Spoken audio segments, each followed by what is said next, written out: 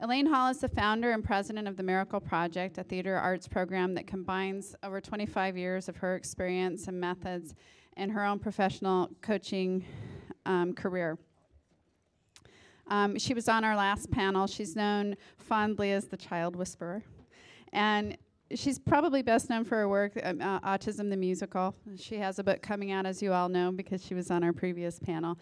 So this particular presentation is about your new book, The 7 Keys to Autism, co-authored with Diane Isaacs. So I want to tell a little bit about Diane because we just had you here. So Diane Isaacs is the co-founder and creative director of the Miracle Project. Diane is a film and television producer with over 20 years of industry experience. As president of Green Moon Productions, a film company she co-founded with Antonio Banderas, Diane produced the Emmy-nominated HBO historical drama and starring Pancho Villa as himself. Imagining Argentina with Academy Award winner Emma Thompson and Antonio Banderas' directorial debut in Crazy in Alabama, among others. Diane is proud to have produced the benefit album Fly into Autism, bringing together the celebrity talents like Shaka Khan, Jack Black, Stephen Stills, Holly Robinson Peete, Kenny Babyface Edmonds, along with the magical talents of children with autism. She also produced and directed and edited the 7 DVD series Unlocking the World of Autism, 7 Keys to Becoming Miracle-Minded, a practical program directed at the medical and dental professional. Diane is co-author of the soon-to-be-released 7 Keys to Unlock Autism, Making Miracles in the Classroom. Her experience as a mother of a son with autism continues to direct her heart. So please welcome, are we almost ready to go? Okay, please welcome Elaine Hall and Diane Isaacs. Is it working? It's always the technology, right? So now that Larry's up here diligently doing this, can we have a huge hand for Dr. Larry Kaplan for putting this amazing workshop together?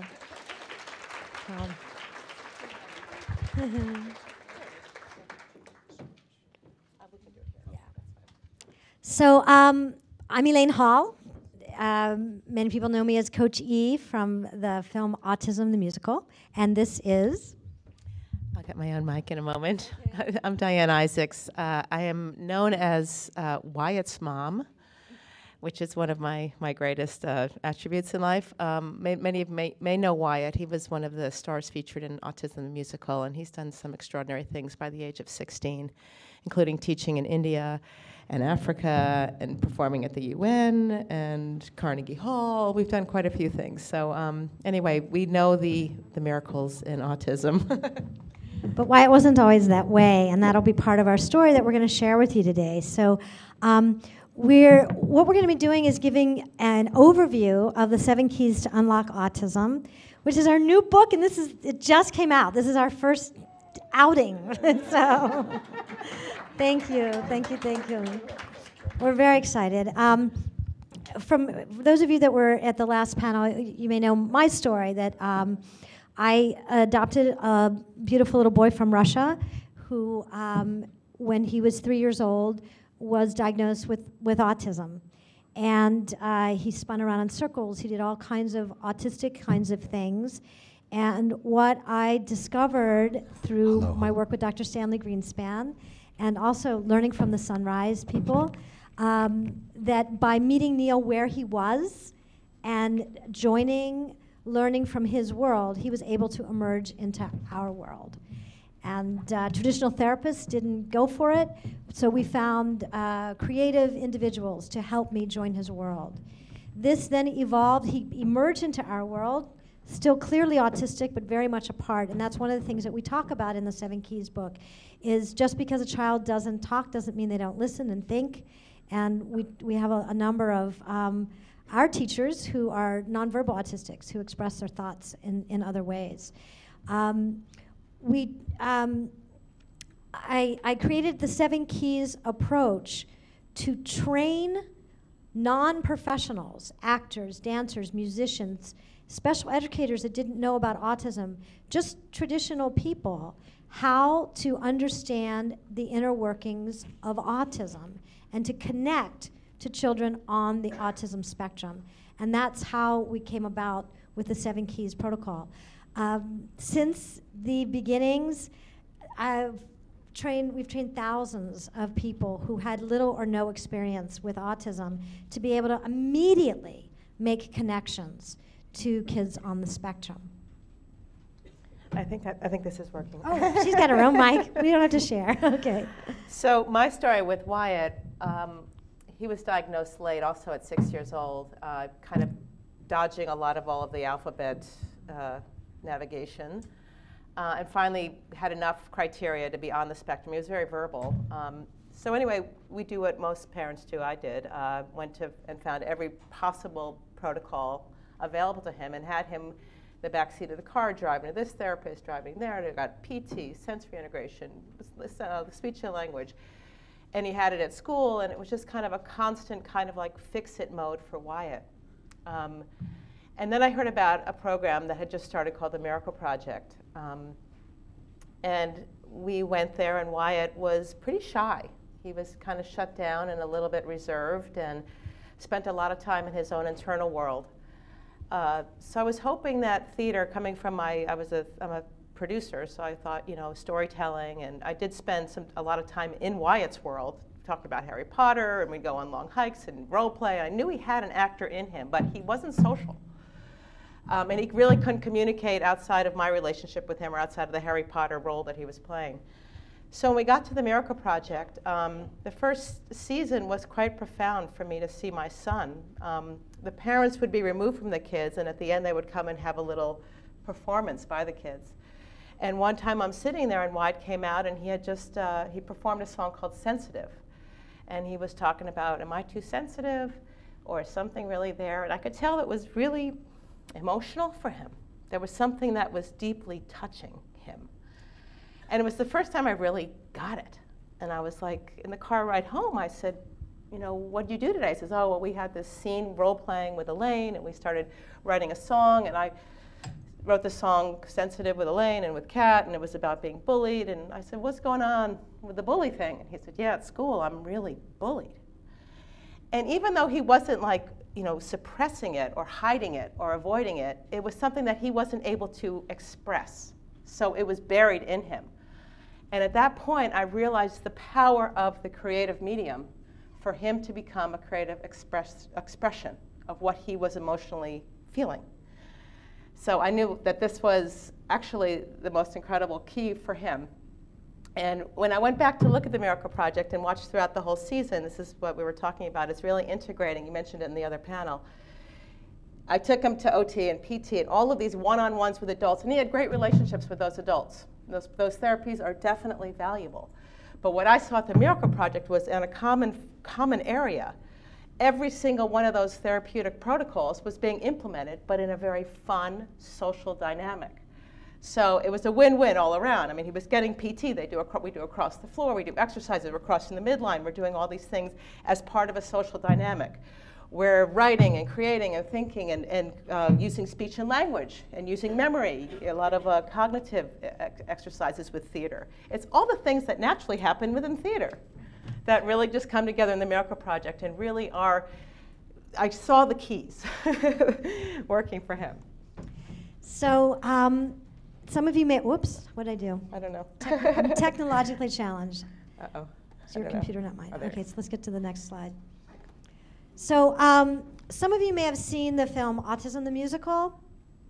And after it aired on HBO, we received thousands of email requests for the Miracle Project to be in communities.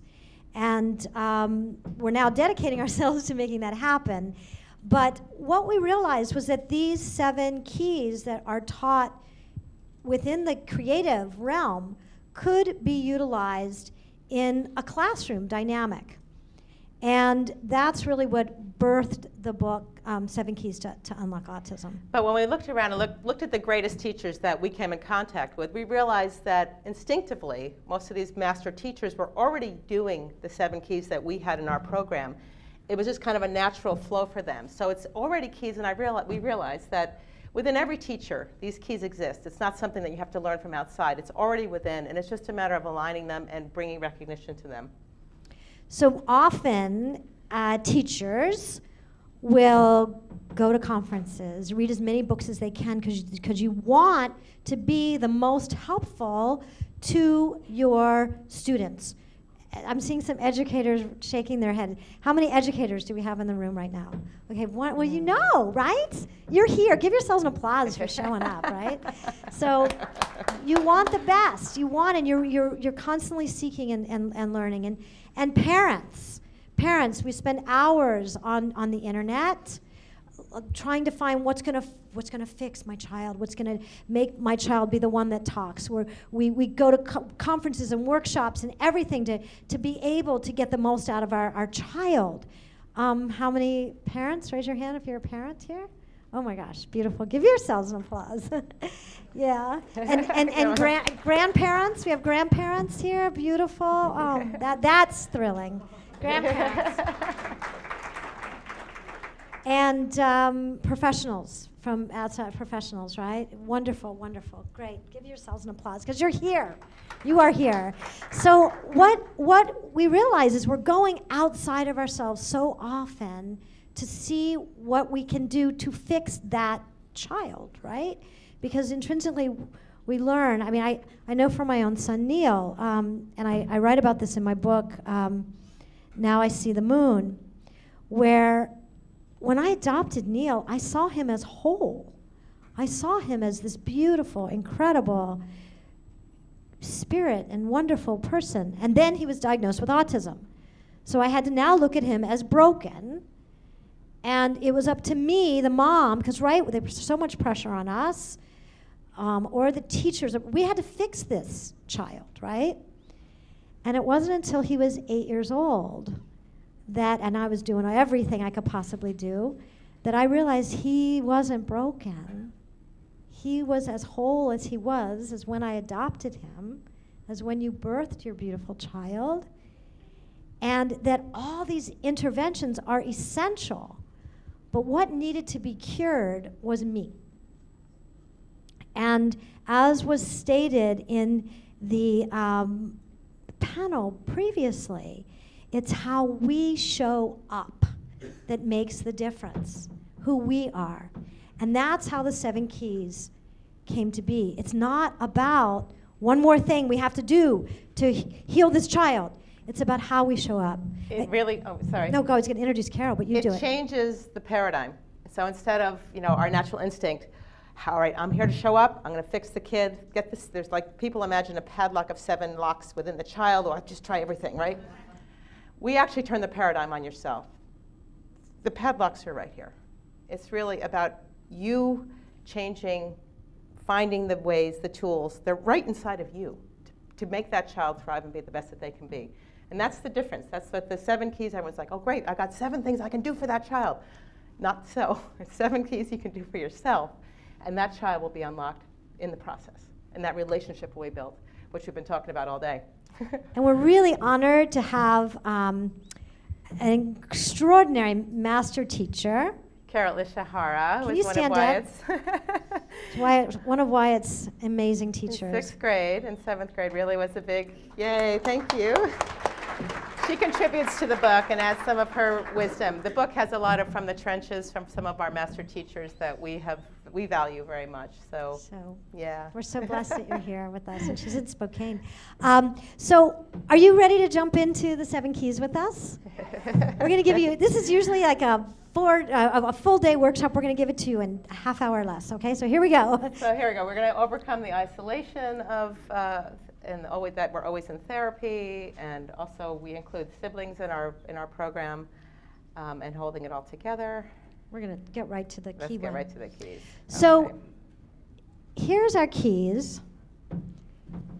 You can look them over. 7 keys to unlock autism, set an intention, acceptance, and we're going to jump right into the first key, which is setting an intention.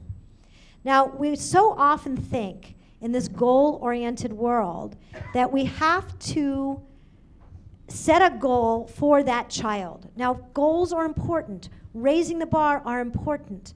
But as was discussed earlier on, accepting being with the child exactly where they are is critical. But how do we do that? The first is how we personally show up. So do you want to play a little bit with me with this one? Okay, so we're going to set an intention right now. Everyone, take a deep breath in and let the air out. And one more. Deep breath in and let the air out. How's that feel? Nice? Could it maybe be the first time today that you allowed yourself to be in that moment? When we set an intention, we ask ourselves how we want to be in that moment. So for example, we're going to give you an example of a non-intention stated day. Okay. The alarm didn't go off in time, you're late, my gosh, you didn't get the kid up in time, they missed the bus, you went to go make oatmeal, there's no milk, you spill the coffee, you get in the car, you're racing them to school, you get a flat tire. I mean, it's just one of those, and you're just freaked out. You finally get to school, your blouse has got coffee stains on it, and you walk in, and you walk in that classroom, and you are completely fried. It's 8:32. Sound familiar to anybody here? Okay, well, what we like to say in our book is it's never too late to start the day over. So imagine that before your alarm still went off late, things weren't working. Imagine that you took a moment, a pause, to breathe. So let's do that for 1 second. Just take a deep breath in again and let the air out. And allow yourself to feel the way you're sitting in the chair, to feel your heartbeat, to feel your breath. Get a sense of gratitude for all that's good. And set your intention for the day. Not the goal, I've got to get to school. The intention of how you want to show up. Calmly, peacefully, in integrity, playfulness. And breathe into that intention, and then let that go. And now set an intention for this workshop. How do you want to show up? Who do you want to be? Open, curious, willing, listening. And now imagine the same scenario, but coming from this place of perhaps playfulness. Yeah, oh, it's late again. It's okay, don't worry. So I have a car, I can take my son, you get him out of bed. You say, listen, we're going to have to work a little faster. You make a game out of getting dressed. You make a game out of, oh my gosh, we don't have oatmeal. We'll just have a piece of toast this morning. You turn it around. You make it fun. What do you think we should put on it? You make it a fun kind of interactive experience. You get in the car, you get a flat tire. Guess what? We got to call AAA. And by the time you get to school, oh my gosh, I have a coffee stain on my shirt from the bump in the road. You know what? It looks like what do you think that looks like? Like a cloud? What do you think? Does it look like an animal? What do you think? A Rockshire test kind of.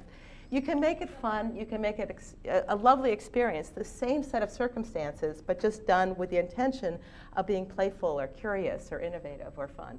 And it changes the entire experience for you and the child. And as Carol Shahar has told us, and we've experienced it, I'm sure parents, you've experienced it. If we're in a place of calm, even in the middle of a storm, if our kids are acting out or having a tantrum or having a bad day, if we start freaking out with them, what happens? Escalates. If we come from a place of calm, I remember sitting with Neil and saying, hey, I'm going to read a magazine, and when you're ready to hang out with me, I'll be ready. I'm here. I'm not going to go anywhere. You're not going to get a timeout. You can be angry as long as you need to, and I'm here. And I had that place of calm, so he had a place to return to. So that's setting an intention. The next one, the next key, so again, it's unlocking ourselves. The next key is acceptance. Now, we all talk about accepting our kids for who they are, but how many of us accept ourselves for who we are? I want you to think about 2 things that you're really lousy at. Okay, you got it? It's pretty easy, right? if you could turn to your neighbor and just tell them one of those things I'm lousy at.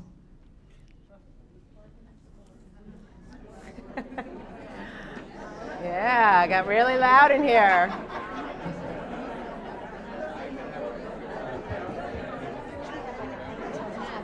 $10 minutes? 10 minutes. Oh my God, we're done. Okay, all right, put that to a stop. All right, bring that, everyone wants to talk about that, right? Easy stuff, all the stuff we're not good at. When you think about it, that's what our kids are being told probably 90% of their day, what they're bad at. Did you know that? If someone else were to tell you about that, did you already know that about yourself? Think about it. Our kids know. Of course they do. Right? So I'm going to invite you to stop telling that to yourself. And now real quickly, think of the thing that you're really awesome about. Something that's really great about you. You got it? Yeah? Something you're really great at? Imagine if your kids heard that 90% of the day, what they're great at. And what we found is by focusing first on ourselves and honoring ourselves, it's easy to honor our kids as well. Okay, key 3. Understanding sensory profile. In order to understand a profile of a child with autism, we really need to be aware of our own sensory profile. And again, all of that is in the book. We don't have time today, but we can just jump on it as well. And we want to show a quick video to go through the other keys, which is following the child's lead. And everyone talked a lot about that today, of meeting a child where they are. It starts again with meeting yourself where you are, getting to know what's making you tick, what interests you, and then being willing to join that child's world. So we're going to show you, the book includes a DVD in the back that goes through 3 of the keys and goes through all of the 7 keys in a more sequential way. But we really would love to share this video. It's the first time it's been seen anywhere. Diane produced this. Should I keep talking while you're sitting? I'll keep talking. Full screen, here we go. Okay, we're ready? I hope so. When I come into the classroom, the classroom is a haven for me. Uh-oh. Whoop. It's not coming. Okay, it started. Only on my thing, though, I think. No, I think it started up there. Did it start up there? Yeah. Okay. All right. Okay, so I'm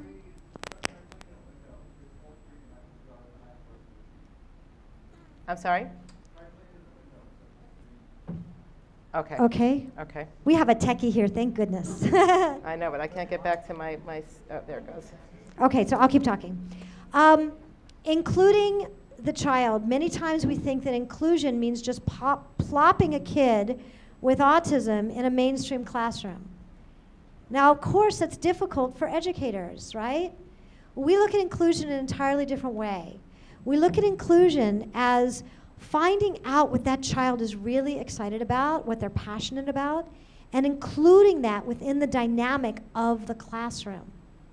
So whatever's happening in my life outside, and there has been days of turmoil, once I get here, I'm trying. me being of service to the students and me helping them.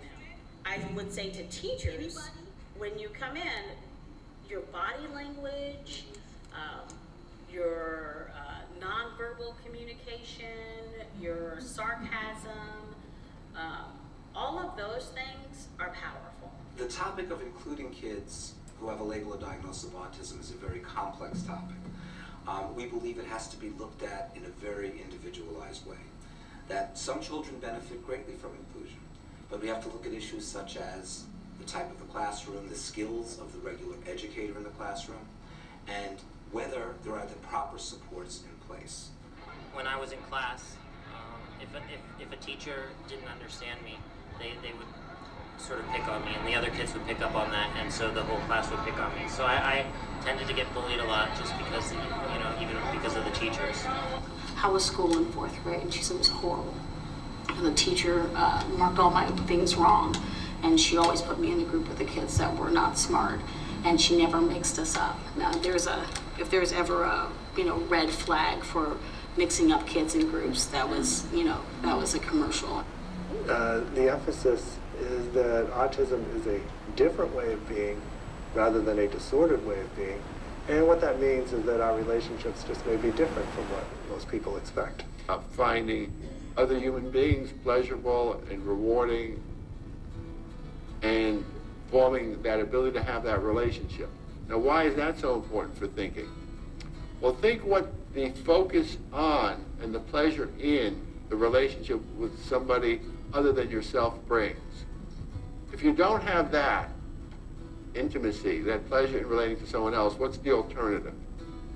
What do? You self-absorb. High school was a very hard time for me because when I tried to figure out what someone else was thinking, I couldn't, because I didn't have the skills to read body language. I couldn't do eye contact that well. So it was a very hard thing for me to be in a situation where I really had not as much information as everyone else. My intention is a partnership with the students for them to learn not only life skills and academics that are going to help them in life. And I really try to tie everything into living in the world, living with others. When I was teaching in a public school in Northern California, I had a student that came into my third grade classroom that was identified as on the spectrum. He had limited verbal ability and serious behaviors. In order to prepare my class for Alex, because I knew the climate in the school was, nobody really wanted Alex in their classroom because he would tear things up, he'd run around and disturb their class. But I wanted them to see Alex as someone very special, and that we were chosen because our class had good social skills, and that we had compassion for others, and that we had so much that we could offer to Alex. You know what happens to students who are different? In grade school, there was a lot of bullying and a lot of teasing. I did not know how to interact with my classmates in a way that they could understand or appreciate. Kids weren't very nice to me. I had a hard time making friends. It was a difficult time for me. I learned an important lesson: when someone brings you their work, that's the best they have to offer. They teach you to butcher their work, basically. They bring you the best they have, and you get that pen and you just start going to town about how it's not right. And here it is. That's the best they have to offer. And I've learned over the period of years, before I put a pen or touch it, do you want me to write anything on it? What do you want from me? I ask them, what would you like me to do, instead of just assuming, mark, mark, mark, mark, mark. If teachers knew that their sensory profile was preventing students from learning, I think they would want to find out more about themselves. So that's the 7 keys in action.